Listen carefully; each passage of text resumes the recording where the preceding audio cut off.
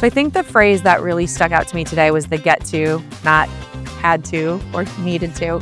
I love that mindset. I think we can all get caught up in that.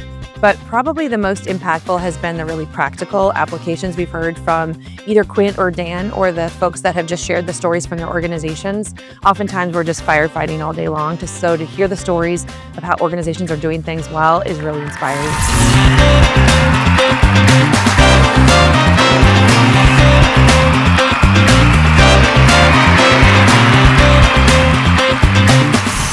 I always wanted to be engaged with Dan Collar and Quint Stewart, and for organizational reasons, the companies I've worked for, that was just not a priority to them. So when I became an independent hospital administrator, literally the first month I called.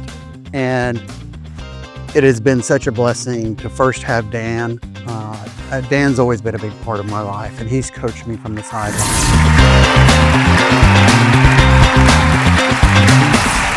Thanks for asking that. It's been really incredible to watch the physician leaders and the operational leaders learn alongside of each other. And I think it's been a great opportunity for them to see their leadership in action and to know that physician leadership is not just symbolic, it's very real. And they bring a clinical lens that then we can combine with that operational lens. And it's a really powerful impact.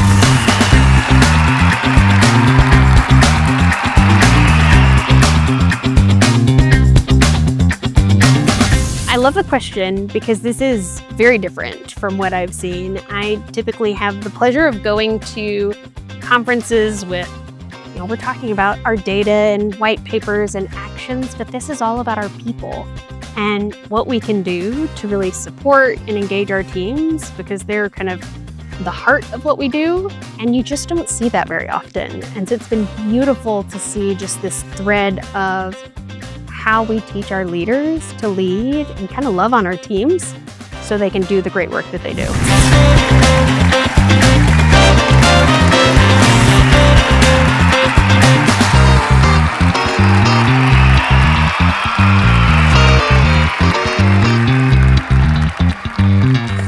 'Trust the process. We are all in healthcare for a reason. We have servant hearts and we want to care for people.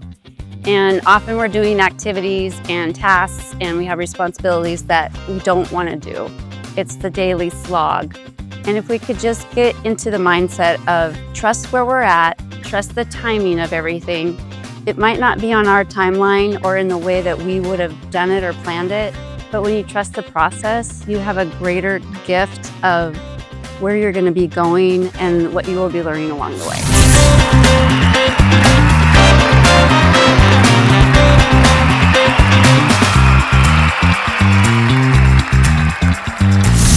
100%. So the line of make it doable. In healthcare, we consistently do not say no.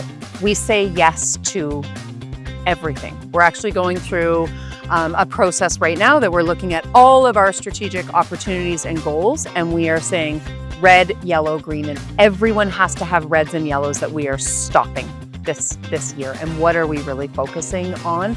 So making it doable and then translating that, even when every tool that was presented, every assessment that was presented, or there was multiple pillars, it was like, pick two or pick one. And so where are you going to focus and make it sticky before you move on to the next thing or tweak that thing?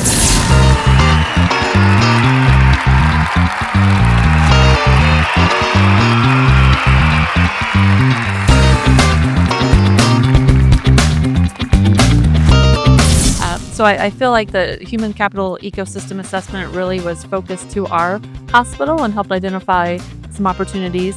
And then our coaches, Regina and Denise, have helped us with some tactics specifically to that need that we identified, specifically working on care partner rounding. And on our last Leadership Development Institute, we did focused work on powering with instead of powering over when we're working with our leaders. So that was very impactful, and our leaders really appreciated that message. And